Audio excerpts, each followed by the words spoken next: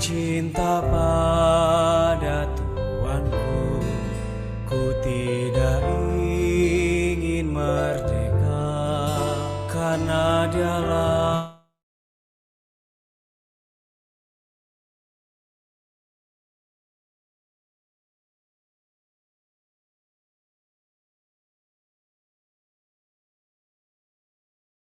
Baik, selamat malam saudara-saudari. Kita mulai Malam. dengan berdoa dulu ya. Kita bersyukur untuk malam ini sudah Amin. di penghujung hampir ya. Kita sudah masuk bulan November, bulan depan sudah bulan Desember. Lalu kita akan melangkah masuk ke semester yang keempat ya untuk pelatihan diaken nasional. Kiranya berita demi berita yang sudah kita pelajari ya, kita nikmati itu menjadi konstitusi saudara-saudari ya di dalam kehidupan dan pelayanan kita. Jadi kita berdoa sekali lagi ya. Amin. Amin. Tuhan Yesus. Tuhan Yesus. Oh, Tuhan Amen. Yesus. Tuhan Tuhan Yesus. Yesus. Amin. Tuhan Tuhan Yesus. Yesus. Amin. Tuhan Amin. Yesus. Kami bersyukur padamu. Ya Engkau adalah Allah yang maha mulia. Amin. Terus Tuhan. memanggil kami Amin. Tuhan, untuk mengikuti Dikau. Amin. Amin. Telah menyelamatkan kami. Amin. Engkau Amin. ingin membawa kami juga mengenal Engkau. Amin. Tuhan, Amin. memiliki pengenalan yang penuh akan kebenaran-Mu Tuhan. Ya Mari malam ini Tuhan berkati Amin. latihan diaken nasional yang Amin. Tuhan di kelas kecil ini Tuhan. Kami mau Amin. semangat terus belajar untuk maju. Oh Tuhan Amin. Yesus, amin. Ya Amin. Tuhan, benar Tuhan, malam ini Amin. Amin. kami mengucap syukur padamu. Tuhan, kami Amin. masih ada kesempatan untuk berlatih Amin. bersama-sama dikonstitusi oleh kebenaran firman. Amin. Tuhan, biarlah kebenaran firman-Mu menyusun Amin. Amin. setiap kami, karena hanya Amin. di dalam kebenaran itulah kami bisa Amin. melihat terang dan pimpinan-Mu. Tuhan, Ya, Amin. supaya dalam kami melayani, di Kau Amin. tersalur, karena kebenaran itu adalah diri-Mu sendiri. Tuhan, pimpin Amin. kami malam ini baik-baik, supaya kami Amin. Tuhan bisa mendapatkan di Kau melalui kebenaran yang disampaikan oleh Amin. saudara-saudari.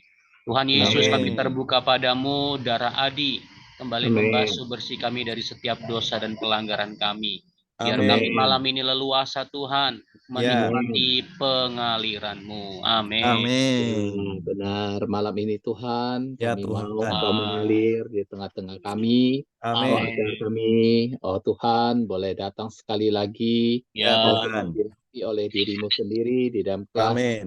Tuhan, kecil. Ya, Pelatihan diaken nasional ini, agar apa yang sudah kami nikmati, Tuhan tidak dicuri oleh si jahat, benar. tetapi boleh bertumbuh di dalam kami, 100 kali lipat, 60 kali Ya, lipat, maupun 30 kali lipat. Tuhan, amin. berkatilah kami Tuhan, agar pelatihan kami ini boleh berkenan di dalam Amin. hati-Mu. amin. Yesus, kami serahkan pelatihan ini ke dalam tangan Ya, Amin. Tuhan. Amin. Amin. Tuhan Tuhan Yesus. Yesus. Tuhan, Amin. terima kasih malam ini Tuhan. Ya Tuhan. Biarlah Engkau kembali buka, roh kami Tuhan. Ya Karena Tuhan. dari Engkau yang telah, Tuhan, menyuplai roh yang baru bagi kami. Kami hari ini bisa, Amin. Tuhan, bisa mengerti, Tuhan, melalui perkataan-Mu yang terus hidup dalam kami Tuhan. Ya, amin. Tuhan, biarlah kami menjadi, murid-murid-Mu yang terbuka, Ya Tuhan, Tuhan. setiap firman-Mu Tuhan. Jadi firman yang Amin. mengubah kami semua Tuhan malam ini. Tuhan, melalui Amin. pembinaan dasar ini Tuhan, kami Tuhan terus bisa dipakai oleh Yesus. diri-Mu Tuhan. Amin. Menjadi jalan, menjadi terang, menjadi ekspresi-Mu dimanapun Ya, kami Amin. berada. Tuhan Yesus, terima kasih Tuhan. Amin. amin. Amin.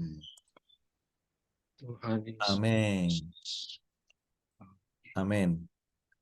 Baik, saudara-saudari, kita akan doa baca satu ayat firman dulu ya, untuk kita melihat dari pelajaran yang ke-19 ya. Malam ini kita ada dua pelajaran, pelajaran 19 dan pelajaran yang ke-20 ya. Jadi kita akan ambil waktu untuk mendoa bacakan yang Matius pasal 5 ayat 3 ya. Matius pasal 5 ayat yang ketiga. Mari kita doa bacakan sama-sama ya. Kita Matius, harus saya besarkan lagi tulisannya ya. Amin. Amin. Amin.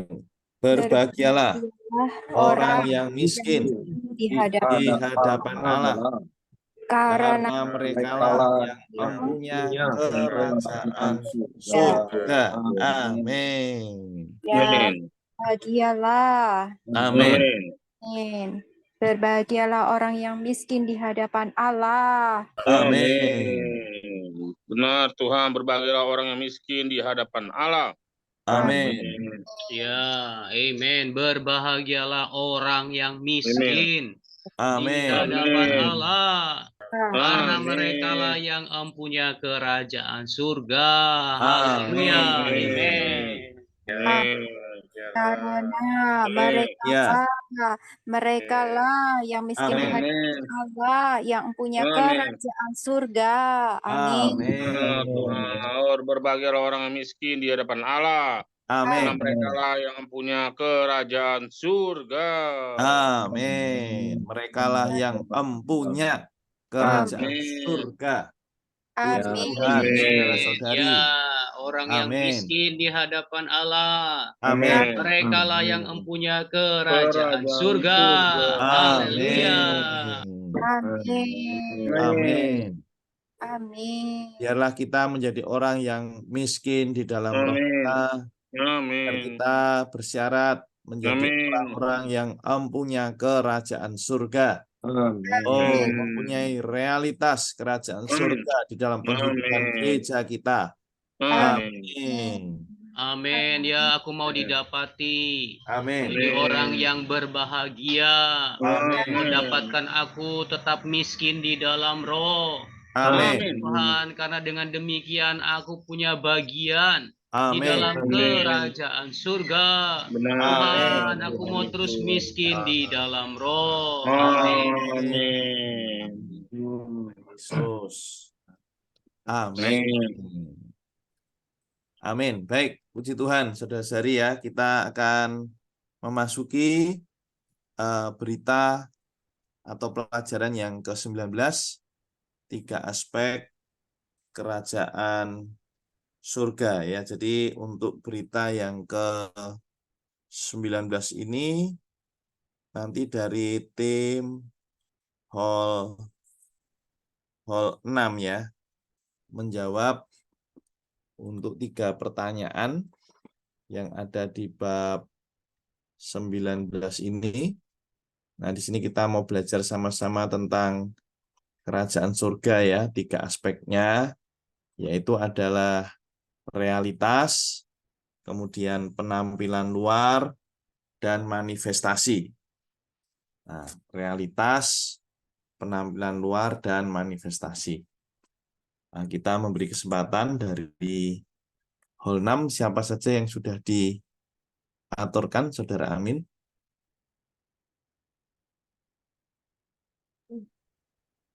Ada Saudari Aiming, mungkin Saudari Aiming belum masuk, mungkin saya gantikan Saudara Eko. Oh, baik.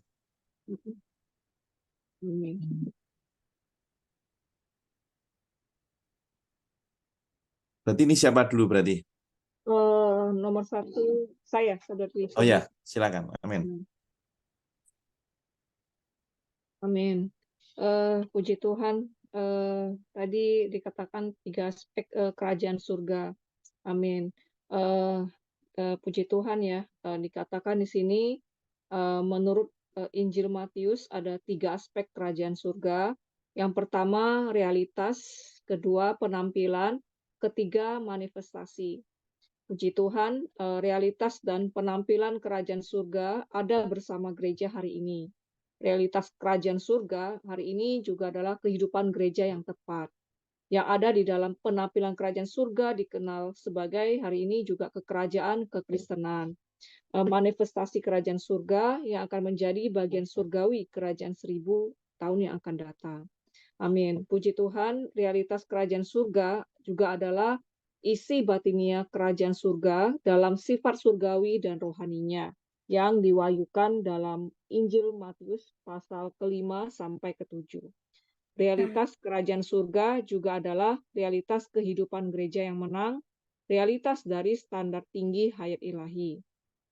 Realitas kerajaan surga hari ini juga berada di dalam gereja dan dalam zaman gereja. Puji Tuhan, realitas dari kerajaan surga juga adalah suatu latihan untuk kita hari ini, setiap kaum beriman yang mencari, dan hikmat Allah yang latih kita, agar kita bisa merampungkan rencananya.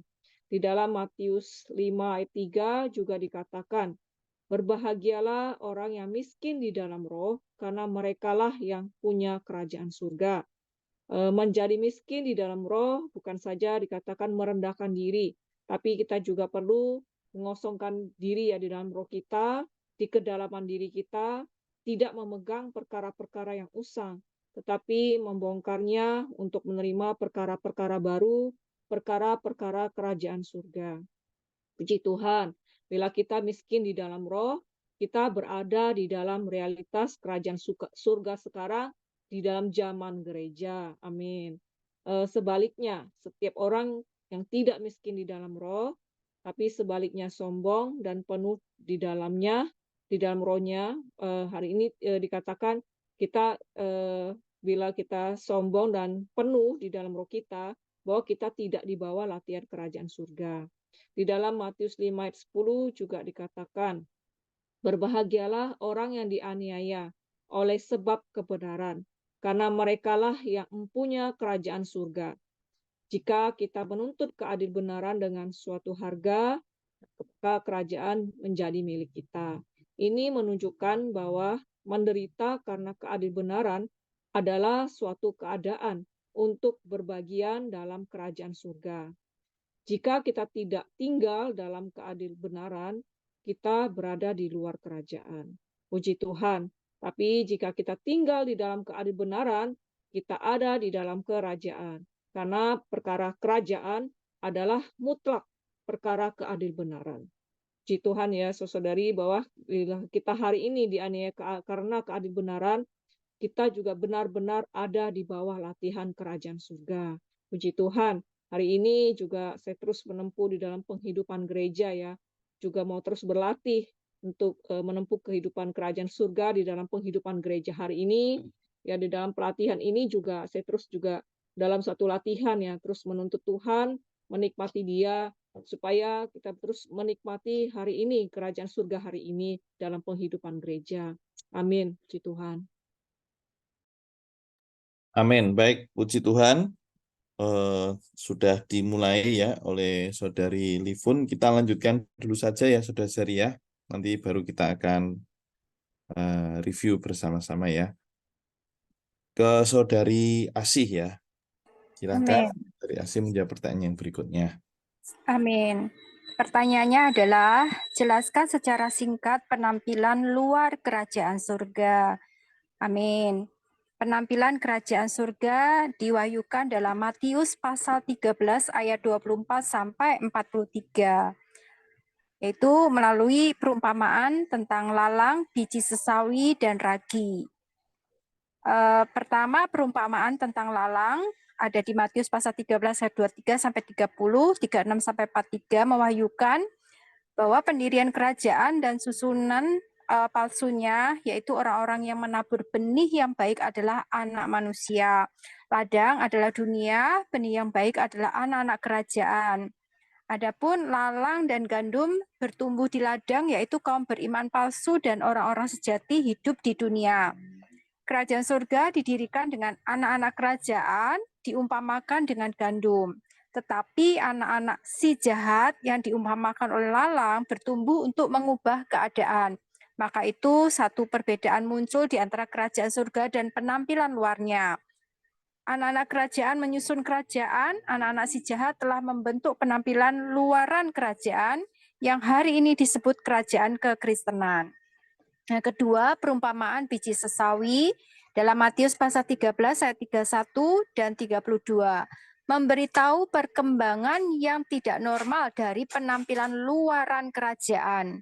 Gereja yang adalah perwujudan kerajaan harusnya seperti sayuran untuk menghasilkan makanan, tetapi sayuran ini menjadi pohon, tempat bertengger burung-burung sehingga sifat dan fungsinya telah berubah. Ini seperti gereja Pergamus dalam Wahyu pasal 2 ayat 12 sampai 17 yang melambangkan gereja dalam kesatuan dengan dunia yang berbentuk luaran organisasi dari penampilan luaran kerajaan surga. Yang ketiga, perumpamaan ragi dalam Matius pasal 13 ayat 33 yang diambil seorang perempuan dan diadukkan ke dalam tepung terigu 3 sukat sampai kamir seluruhnya. Ragi dalam Alkitab melambangkan hal-hal yang jahat dan doktrin-doktrin jahat. Tepung di sini untuk membuat roti sajian. Melambangkan Kristus sebagai makanan bagi Allah dan manusia. Gereja sebagai pelaksana kerajaan surga bersama Kristus adalah tepung baik yang tak beragi, sebagai isinya seharusnya menjadi roti yang tidak beragi. Namun di dalam praktek, gereja Tiatira mengambil banyak pelaksanaan kafir, doktrin-doktrin bidah, dan perkara-perkara jahat, dan mencampurkannya dengan pengajaran-pengajaran mengenai Kristus untuk meragikan seluruh isi kekristenan. Ini menjadi bagian dalam merusak isi dari penampilan luaran kerajaan surga. Amin. Demikian, terima kasih. Amin. Baik, terima kasih untuk Saudari Asih ya. Lalu kita lanjut dulu Saudari ke pertanyaan yang ketiga. Amin. Amin. Puji Tuhan, saudara-saudari, selamat malam. Saya akan mencoba menjawab pertanyaan ketiga, yaitu terangkan dengan singkat manifestasi dari kerajaan surga. Manifestasi kerajaan surga ini diwahyukan di dalam Matius pasal 24 ayat ke-45 sampai ke pasal 25 ayat yang ke-30.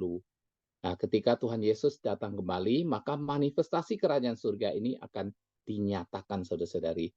Tetapi hanya para pemenang yang ada di dalam realitas kerajaan surga hari ini akan berbagian dalam manifestasi kerajaan surga di masa mendatang. Manifestasi kerajaan surga akan menjadi satu pahala, satu upah yang diberikan kepada para pemenang hari ini, saudara-saudari. Jadi manifestasi kerajaan surga akan menjadi manifestasi realitas kerajaan surga hari ini. Ini berarti di zaman selanjutnya, realitas kerajaan hari ini akan menjadi manifestasi kerajaan. Saudara-saudari, ketika Tuhan Yesus datang kembali, realitas kerajaan surga akan ditransfer ke dalam manifestasi kerajaan. Dan penampilan kerajaan akan dibakar. Nah, manifestasi kerajaan akan menjadi kerajaan Bapa.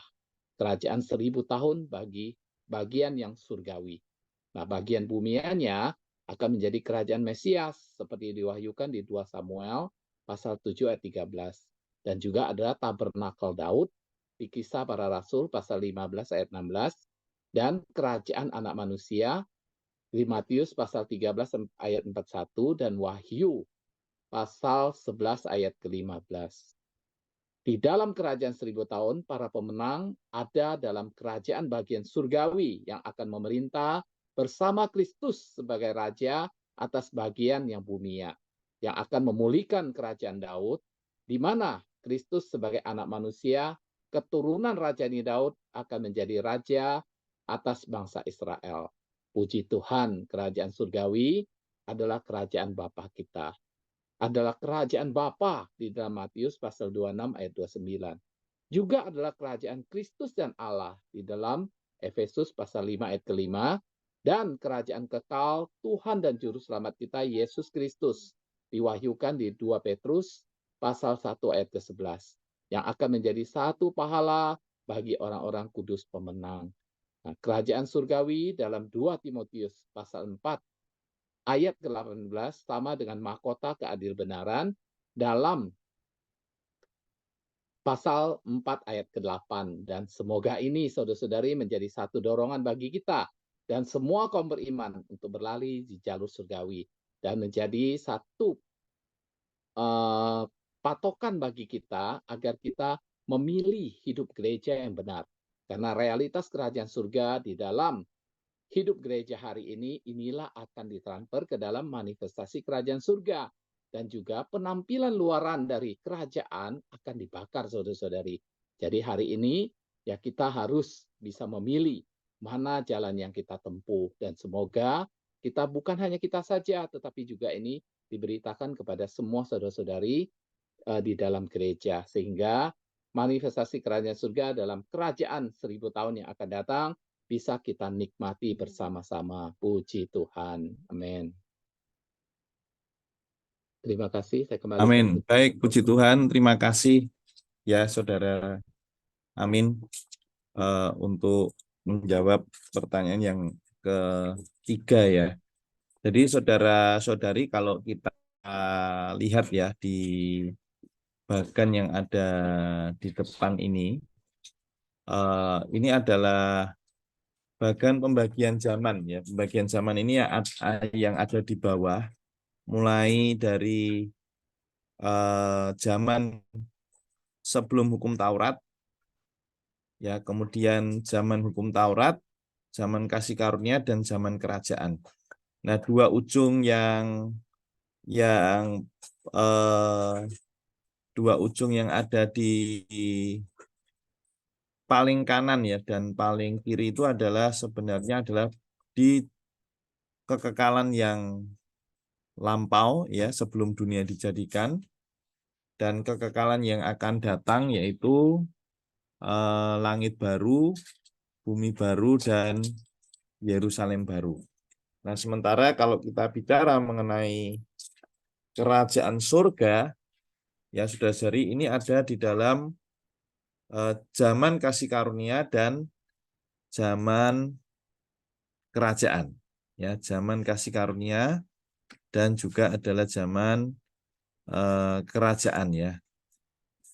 Nah, di zaman kasih karunia ini ada tadi berkaitan dengan realitas kerajaan surga ya, yaitu yang diwahyukan di dalam Matius pasal yang ke-5 sampai dengan pasal yang ke-7. Nah, tadi kita mendoa bacakan ya satu butir daripada undang-undang kerajaan, yaitu adalah berbahagialah orang yang miskin di hadapan Allah, atau dalam terjemahan yang lebih tepat, berbahagialah orang yang miskin di dalam roh, karena merekalah yang mempunyai kerajaan surga. Nah, berbahagialah orang yang miskin di dalam roh, ini adalah artinya kehidupan realitas dari kerajaan surga yang ada di zaman kasih karunia ini sangat berkaitan dengan roh kita. Ya, saudara-saudari, jadi di dalam hidup gereja, saudara-saudari, kalau kita tidak baik-baik memperhatikan roh kita, tidak baik-baik berpaling ke dalam roh kita, tidak baik-baik melatih roh kita, sehingga ketika roh kita adalah roh yang terlatih, maka roh ini akan saudara-saudari kuat ya, roh yang kuat membuat kita bisa melayani Tuhan, membuat kita bisa senantiasa ya menikmati persekutuan dengan Tuhan, ya, bahkan ketika roh kita terus dibarakan, maka roh inilah yang juga akan membawa satu pengalaman pengubahan atau transformasi ya di dalam jiwa kita. Ya, ini kalau berdasarkan Roma pasal 12, kita berubah oleh pembaharuan akal budi kita. Ya, tapi kalau di dalam Matius pasal yang ke-5 ini memang ditekankan adalah kehidupan yang batini ya, kehidupan yang ada di dalam realitas kerajaan surga. Nah, orang-orang yang ada di dalam realitas kerajaan surga, saudara-saudari, itu adalah kaum beriman pemenang, ya. Jadi hari ini kita sudah ada di dalam pemulihan Tuhan. Ya, mari kita setelah melihat firman kebenaran ini, kita mengejar, ya. Kita berlatih, tadi dikatakan apa? Kehidupan realitas kerajaan surga itu adalah sebagai satu latihan, ya. Sebagai satu latihan. Ya, kita melatih roh kita untuk senantiasa mengontak Allah, untuk menyadari perkara-perkara rohani, ya, untuk melayani Tuhan dengan roh kita. Itu semua adalah di dalam realitas kerajaan surga, ya. Nah, ada aspek yang kedua tadi berkaitan dengan penampilan luar, ya. Tadi Saudari Asih ya sudah menjelaskan, ya, itu seperti perumpamaan lalang, ya, di antara gandum, ya, perumpamaan biji sesawi, dan juga perumpamaan ragi yang menghamirkan adonan. Ya, ini adalah dunia kekristenan hari ini. Ya, saudara-saudari, kita juga bisa termasuk di dalam penampilan luar kalau di dalam penghidupan gereja, ya, kita tidak baik-baik melatih roh kita. Kita tidak baik-baik berpaling ke dalam roh kita. Ya, kita tidak baik-baik memperhatikan roh kita. Jadi kita hanya sekedar, ya, rutinitas, ya, di dalam hidup gereja, hadir di dalam sidang-sidang, tapi kita tidak senantiasa membarakkan roh kita. Nah, di dalam praktek, ya, di tengah-tengah kita, saudara-saudari, ya, sangat ditekankan bagaimana hal yang basic, ya, di dalam kita melatih roh kita adalah melalui kita berseru kepada nama Tuhan, ya. Kemudian hal basic lagi, kita juga ada satu kehidupan berpenyegaran pagi, ya. Di waktu pagi kita bangun, kita berseru pada nama Tuhan, kita datang pada firman Tuhan, kita mendoa bacakan firman Tuhan, sehingga firman Tuhan memenuhi kita, menjenuhi kita, mengkonstitusi kita. Nah, maka kehidupan kita, ya, adalah kehidupan yang mengekspresikan firman. Ya, saudara-saudari, ini praktek kita bersama. Jadi kita yang ada di sini, saudara-saudari, kita punya amanat, ya. Kita memastikan saudara-saudari di hall kita masing-masing ada kehidupan yang melatih roh, ya.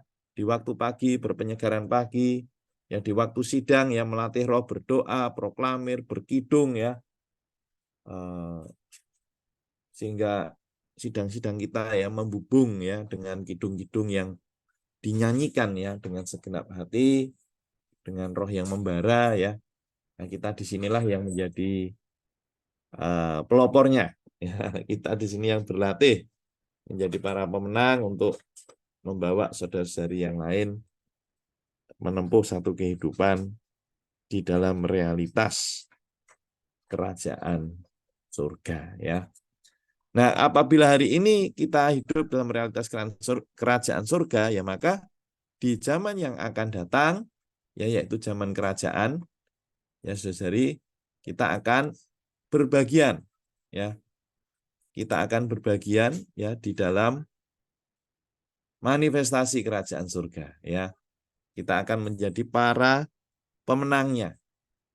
Ya, kalau hari ini, ya, kita ada di mana? Kita hari ini ada di zaman kasih karunia, ya, kita ada di sini. Tapi kalau hari ini dalam zaman kasih karunia kita ada di dalam realitas kerajaan surga, bukan hanya di penampilan luar, ya, penampilan luar yang tampak luaran saja. Kita ada di sini, ya, kita pastinya akan haleluya berbagian, ya, di dalam manifestasi. Ya, manifestasi ini adalah satu pahala, ya, pahala yang diberikan kepada kaum saleh yang menang, ya. Jadi mari saudari di zaman ini, ya, kita pastikan kita saling menguatkan, ya, satu sama lain, terus berlatih, ya, seperti malam ini kita juga berlatih, bukan? Ya, kita menyediakan waktu membaca buku, ya, standar perkataan sehat, kita belajar mereview, ya, berita demi berita. Ini sebenarnya kita sedang berlatih, ya. Berlatih untuk hidup dalam realitas kerajaan surga. Oke, saudara-saudari, itu adalah sedikit review agar kita juga makin memustikakan ya firman kebenaran ini, kita akan masuk ke dalam poin berikutnya ya, atau pelajaran berikutnya. Ini adalah mengenai kedatangan Kristus kali kedua. Nah, untuk itu saya minta dari hall 24 dan 32. Ya, silakan Saudara Bowo dan Saudara siapa? Saudara Jimmy ya. Ya, Saudara Jimmy terlebih dahulu, nomor 1. Ya. Baik, silakan Saudara Jimmy untuk menjawab pertanyaan ya. Jelaskan sebentar ya mengenai kedatangan Kristus yang kali kedua ini. Pertanyaannya adalah jelaskan hubungan 70 minggu dengan kedatangan Kristus kali kedua. Wah, ini luar biasa ini ya. Silakan.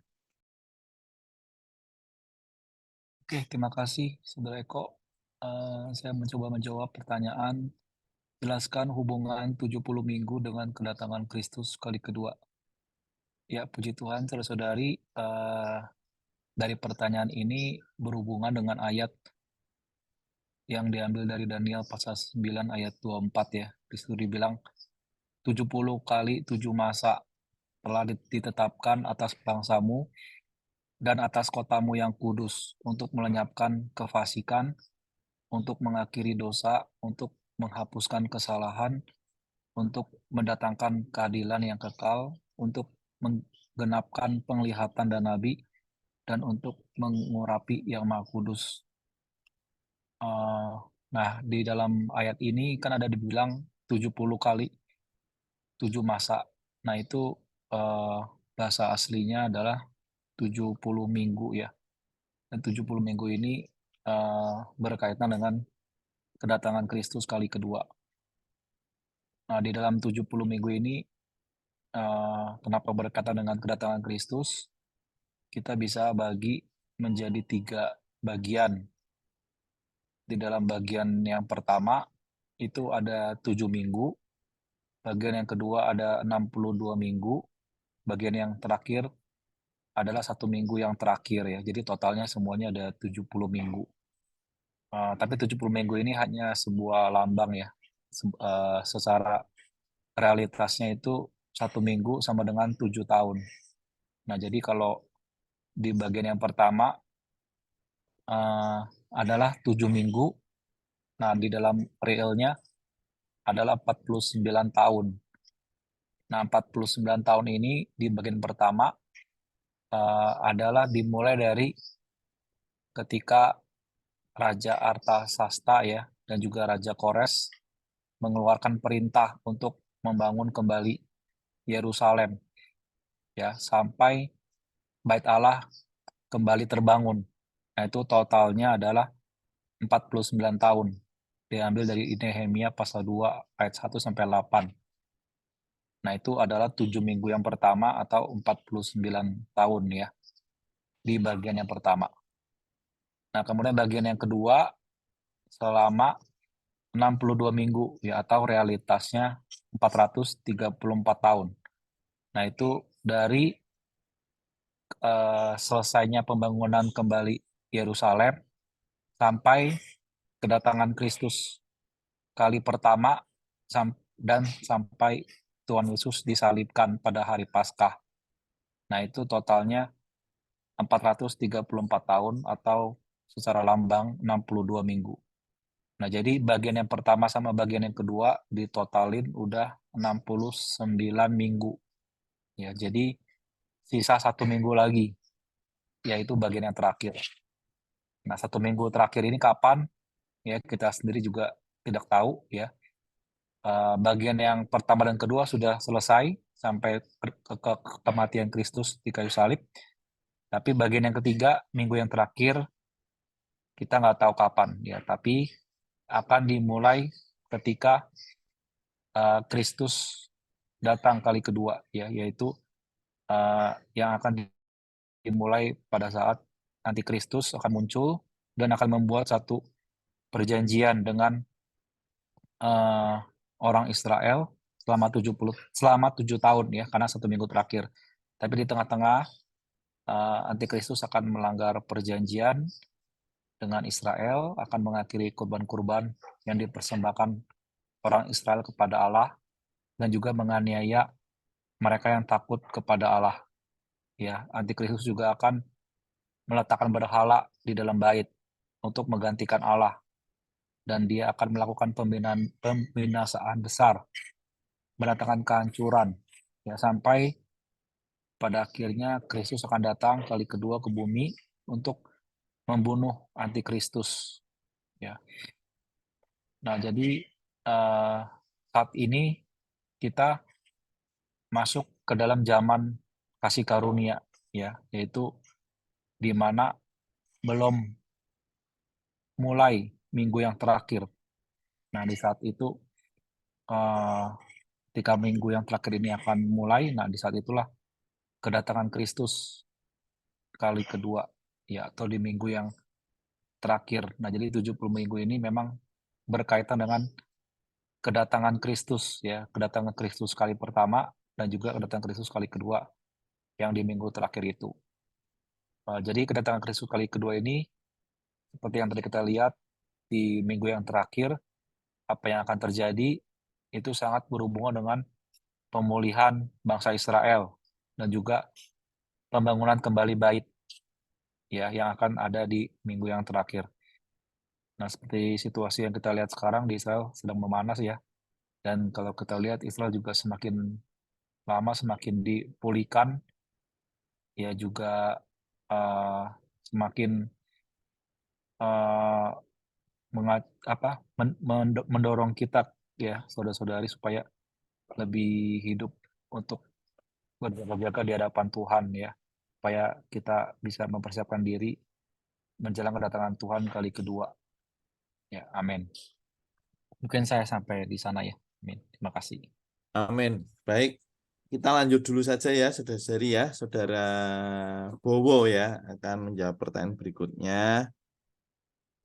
Pertanyaan berikutnya ini berkaitan dengan sebentar saya cek dulu ya. 2 aspek kedatangan Tuhan Yesus kali kedua.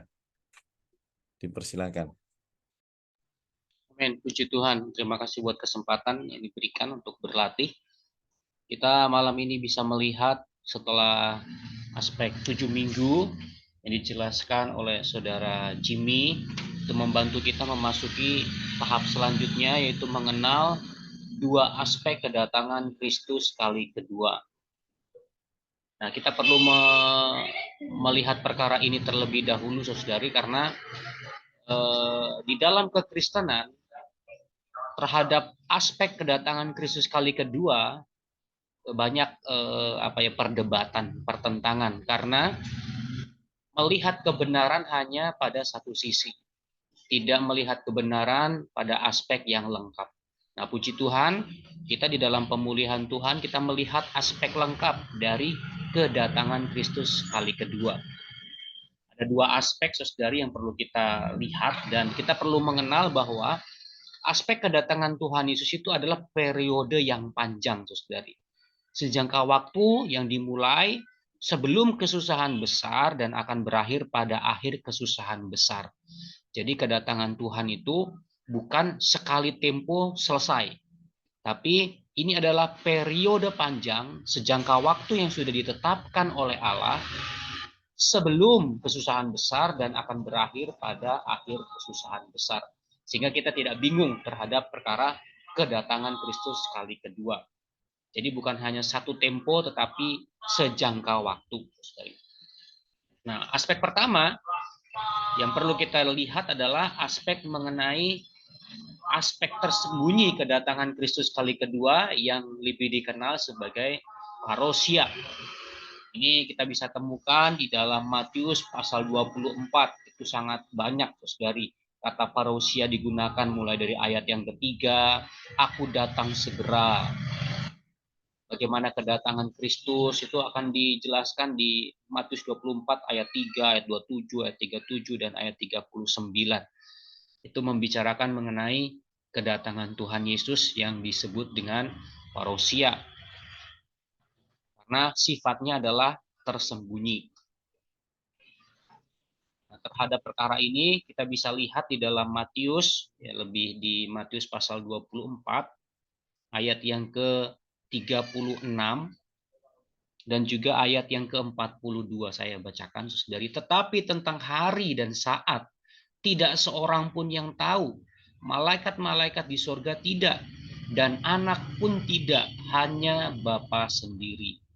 Kemudian ayat 42, karena itu berjaga-jagalah sebab kamu tidak tahu pada hari mana Tuhanmu datang. Dari aspek tersembunyi adalah sebenarnya satu pahala yang dipersiapkan oleh Allah bagi seluruh kaum beriman pemenang. Kaum beriman yang berjaga-jaga. Sehingga sifatnya tersembunyi. Hanya orang-orang tertentu yang akan berbagian di dalamnya. Orang-orang pilihan. Hari dan saatnya orang lain tidak akan tahu. Bahkan di sini dikatakan bahwa malaikat-malaikat pun tidak, anak pun tidak, hanya Bapa sendiri. Anak di dalam keadaan sebagai manusia, dia tidak bisa mengetahui kapan aspek tersembunyi ini terjadi. Tapi dalam statusnya sebagai Allah Tritunggal, dia pasti tahu. Tapi yang pasti seperti yang disampaikan oleh Saudara Jimmy tadi, kita bisa melihat, Saudari, bahwa aspek tersembunyi ini terjadi sebelum kesusahan besar, meskipun hari dan saatnya kita tidak tahu. Tapi dari aspek 7 minggu yang sudah dijelaskan tadi, kita melihat aspek tersembunyi ini akan terjadi sebelum kesusahan besar.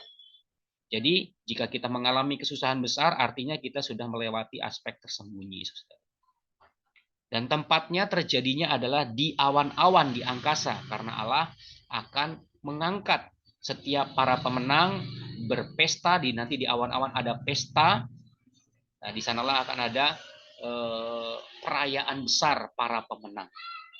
Kita bisa lihat itu di dalam 1 Tesalonika pasal yang keempat ayat yang ke-17.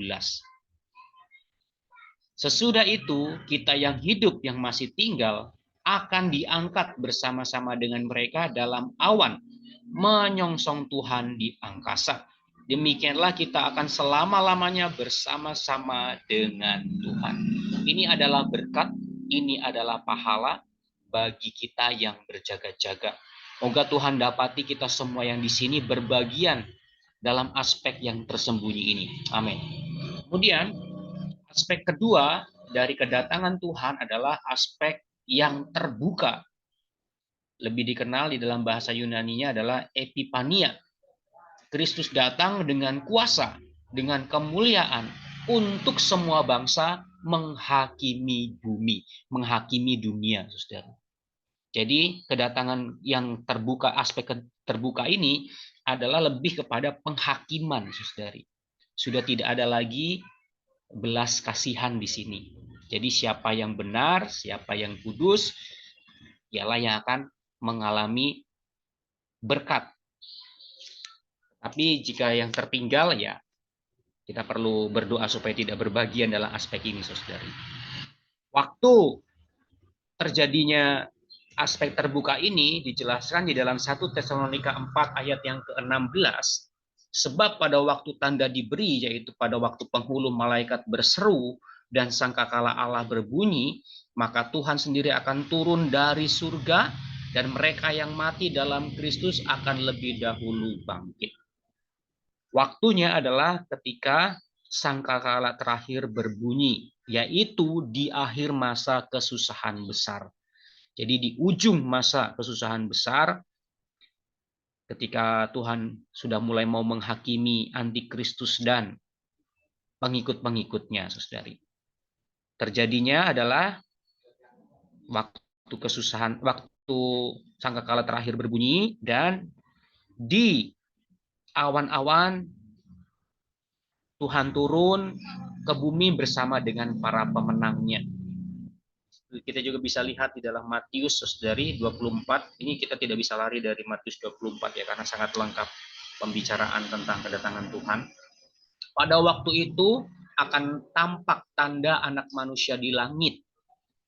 Terlihat secara terbuka, Saudari. Dan semua bangsa di bumi akan meratap dan mereka akan melihat Anak manusia itu datang di atas awan-awan di langit dengan segala kekuasaan dan kemuliaannya. Ini adalah aspek terbuka.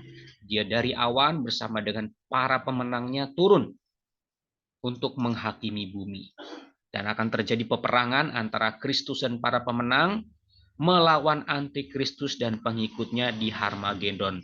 Itu juga bisa kita lihat dalam Wahyu 17 ayat yang ke-13 sampai 14.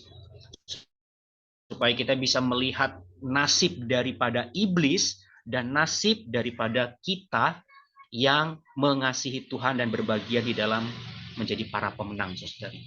Di sana dikatakan mereka seia sekata, kekuatan dan kekuasaan mereka berikan kepada binatang itu. Ini gambaran daripada antikristus dan para pengikutnya. Kemudian ayat 14, mereka akan berperang melawan anak domba, tetapi anak domba akan mengalahkan mereka karena ia adalah Tuan di atas segala Tuan dan Raja di atas segala Raja. Mereka bersama-sama dengan dia juga akan menang, yaitu mereka yang terpanggil, yang telah dipilih, dan yang setia.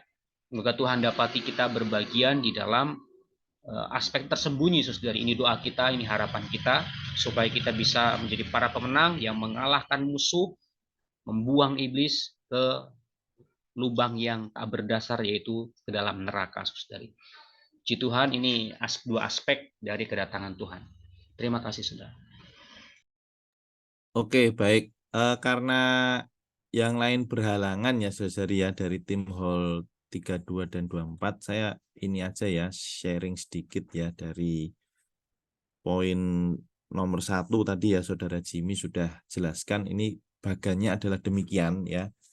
Jadi 70 minggu itu terbagi jadi boleh dikatakan 4 bagian ya sebenarnya ya. Yang pertama adalah 7 minggu yang pertama, yaitu 49 tahun. Ini adalah dari penyataan pembangunan kembali Yerusalem sampai perampungan pembangunan kembali Yerusalem. Ya, ini adalah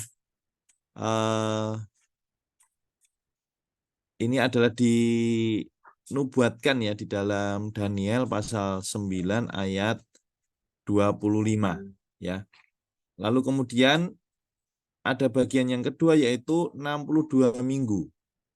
62 minggu ini adalah dari pembangunan kembali Yerusalem, itu adalah selesai di zamannya Nehemia ya. Dari zamannya Nehemia sampai Kristus disalibkan, yaitu 62 minggu atau 434 tahun ya. Kalau yang 7 minggu ini adalah berkaitan dengan bangsa Israel dibuang ya dari Yerusalem ke Babel, lalu mereka kembali dari penawanan di Babel kembali ke Yerusalem ya, sejak zamannya Ezra ya. Sejak zamannya Zerubabel, kemudian Ezra, kemudian Nehemia. Ya, jadi ini 62 tambah 7 kan 69. Ya kan, 69. Nah, kita langsung bicara yang bagian terakhir itu adalah satu masa atau 7 tahun terakhir. Ya, 7 tahun terakhir tadi yang dijelaskan oleh saudara Jimmy tadi ya, ini berkaitan dengan 7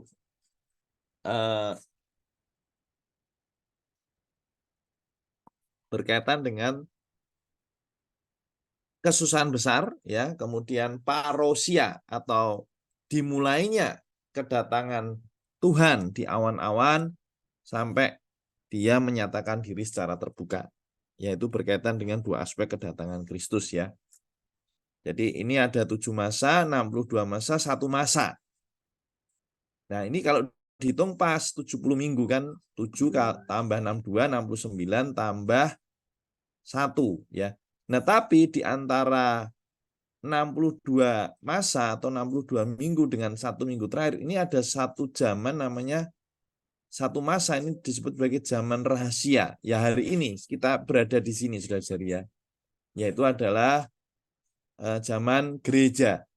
Ya. Nah, zaman gereja ini akan ditutup ya dengan kedatangan Kristus yang kali kedua. Ya, tapi sebelum kedatangan yang kali kedua akan datang masa-masa sukar, yaitu adalah masa kesusahan besar. Ini semua sudah dinubuatkan di Matius pasal 24 ayat 37 sampai 39 dan 1 Tesalonika 5 ayat yang ketiga, ya.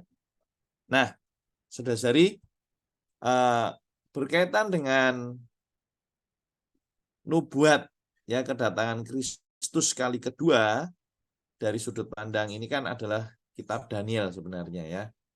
Kita perlu memahami juga tadi ya di pertanyaan nomor 2 itu, dua aspek daripada kedatangan Tuhan Yesus, ya. Nah, aspek daripada kedatangan Tuhan itu tadi saudara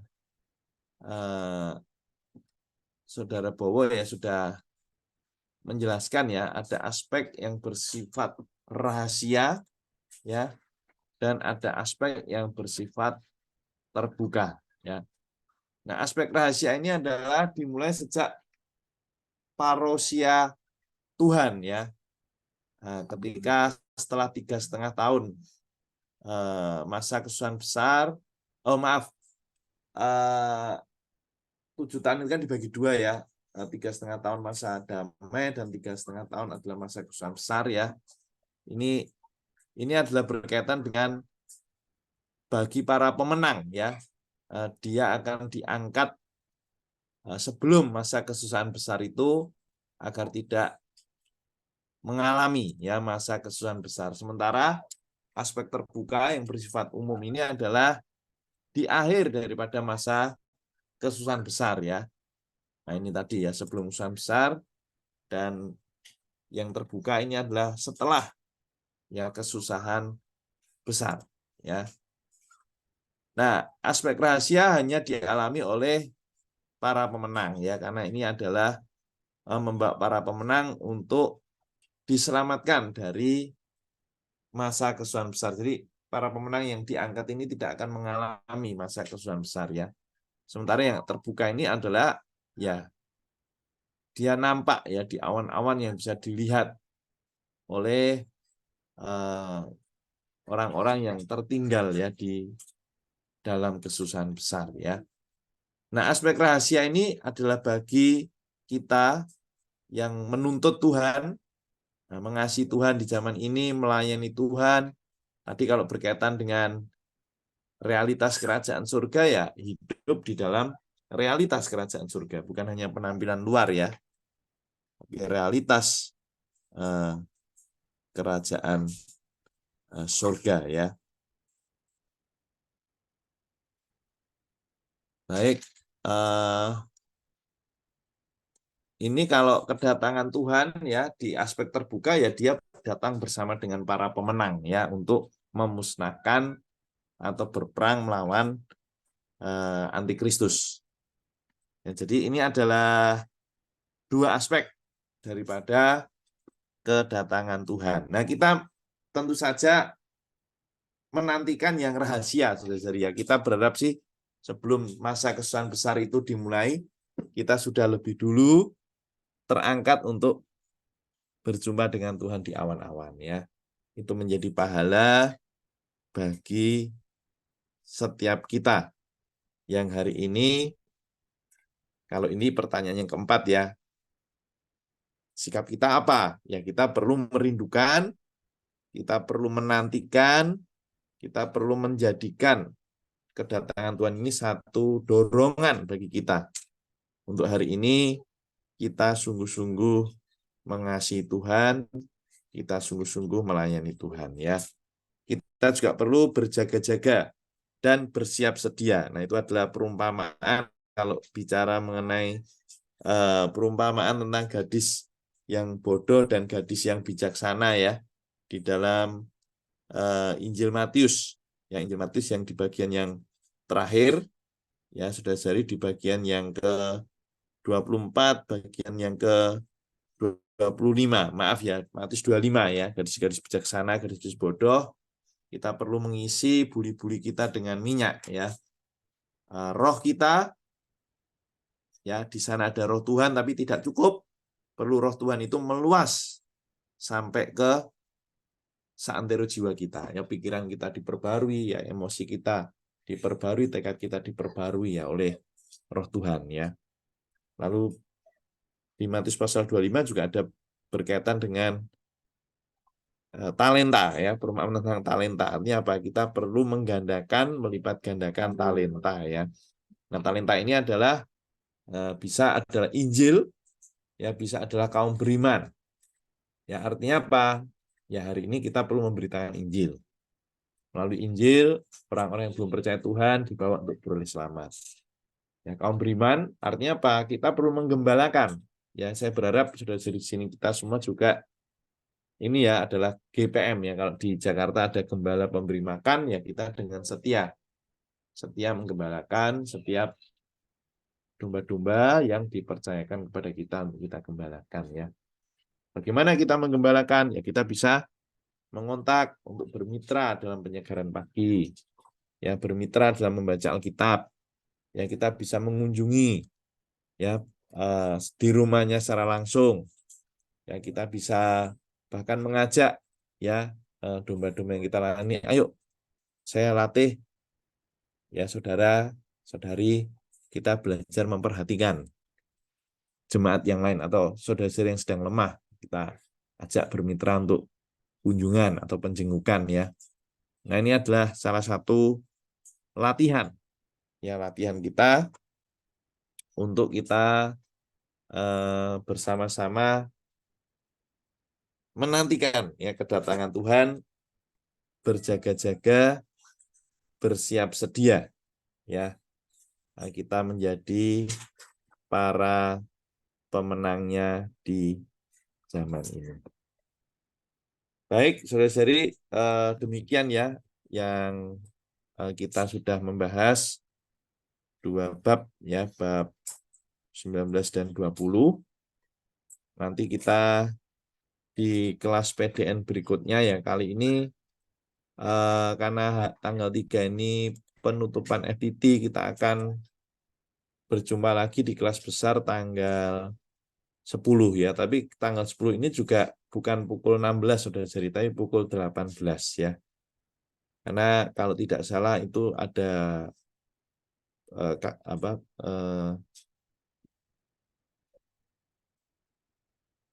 deklarasi ya Kaki Dian Mas. Jadi tanggal 10 Desember kita akan kelasnya pukul 18 ya, tanggal 10 Desember itu pukul 18 ya, atau jam 6 sore. Kalau biasanya kan jam 4 sore ya. Oke, kita akan tutup di dalam doa ya, saudara-saudari ya. Saya akan tutup dalam doa, kita boleh berdoa bersama-sama. Tuhan, kiranya kami menjadi orang-orang yang menantikan kedatangan Tuhan. Amen. Orang-orang yang setia Tuhan, melayani Tuhan di zaman ini. Kami bukan Ya, hanya Tuhan. Tuhan menikmati penampilan luar daripada kerajaan surga, tapi kami menjadi orang-orang yang hidup dalam realitas kerajaan surga. Oh, senantiasa melatih roh kami, senantiasa, oh Tuhan, rindu untuk terus melayani Tuhan di dalam pemberitaan Injil, di dalam penggembalaan. Tuhan, kami berjeri lelah karena kami merindukan kami adalah orang-orang yang mendapatkan pahala untuk berbagian dalam kerajaan, Amin. investasi kerajaan surga di zaman yang akan datang.